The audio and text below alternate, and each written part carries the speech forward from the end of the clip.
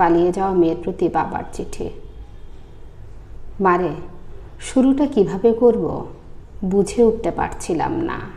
যেদিন তুই তোর মায়ের অস্তিত্ব ছেড়ে ভূমিষ্ঠ হয়েছিলি সেদিন থেকে তোকে মা বলে ডাকতে শুরু করলাম। তোকে মা ডাকতে গিয়ে নিজের মা হারানোর ব্যথা ভুলেই গিয়েছিলাম। তোর মাকেও কোনো দিন মা ছাড়া অন্য নামে ডাকতে শুনিনি। বিদ্যালয়ে প্রথম দিন শিক্ষক তোর নাম জিজ্ঞেস করেছিলেন, তখন তোকে মা বলে ডাকতে ডাকতে তোর নামটাও ভুলে গিয়েছিলাম। আমি তোর নাম বলতে না পারায় সবাই আমাকে নিয়ে হাসছিল, তাই চিঠির উপরে তোর নামের জায়গায় মা লিখেছি। হঠাৎ করে তুই এভাবে চলে যাবি আমি তা বুঝতেই পারিনি। ছেলেটা যেদিন বাইরে ব্যাগ হাতে তোর জন্য অপেক্ষা করছিল, কখন তুই দরজা খুলে বাহিরে বের হয়ে আসবি, আমি তখন ভেতরে বসে স্রষ্টার কাছে প্রার্থনা করছিলাম, আর কতটা ভালোবাসতে পারলে তুই আমাকে ছেড়ে চলে যাবি না। তুই ঘরে বসে ভাবছিলি আজ যেতে না পারলে ছেলেটার কাছে ছোট হয়ে যাবি, আর আমি ভাবছি তুই চলে গেলে সমস্ত পিতৃজাতির কাছে কি করে মুখ দেখাবো। জানিস মা, তুই তোর 3 বছরের ভালোবাসা খুঁজে পেয়েছিলি, কিন্তু আমার জীবন থেকে 20 বছরের ভালোবাসা হারিয়ে গেছে।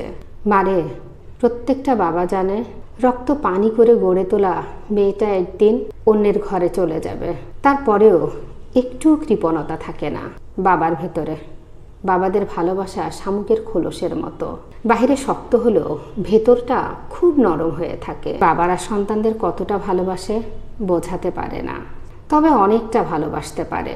জানি আমার লেখাগুলো পড়ে তোমার খারাপ লাগতে পারে। তোমরা তো যৌবনে পা রাখার পর চোখ মুখ নাক কান সব কিছু দেখে তারপর প্রেম করো, কিন্তু যেদিন জানতে পারলাম তুই তোর মায়ের গর্ভে অবস্থান করছিস সেদিন বুঝতে পারিনি তুই কালো না ফর্সা হবি, ল্যাংড়া না বোবা হবি।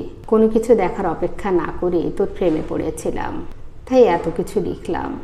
তোদের সব সন্তানদের কাছে একটা প্রশ্ন, বাবারা কেন সন্তানদের ভালোবাসাটাকে সহজে মানতে চায় না? উত্তরটা তোর কাছেই চাই আমি। তুই যেদিন মা হবি সেদিন নিজে নিজেই উত্তরটা পেয়ে যাবি।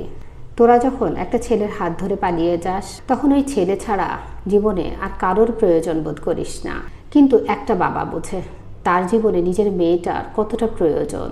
যেদিন তোর নানুর কাছ থেকে তোর মাকে গ্রহণ করেছিলাম সেদিন প্রতিজ্ঞা করেছিলাম যদি মেয়ে হয় তবে নিজের মেয়েকে তার স্বামীর হাতে তুলে দিয়ে কন্যাদানের দায়িত্ব থেকে নিজেকে হালকা করব।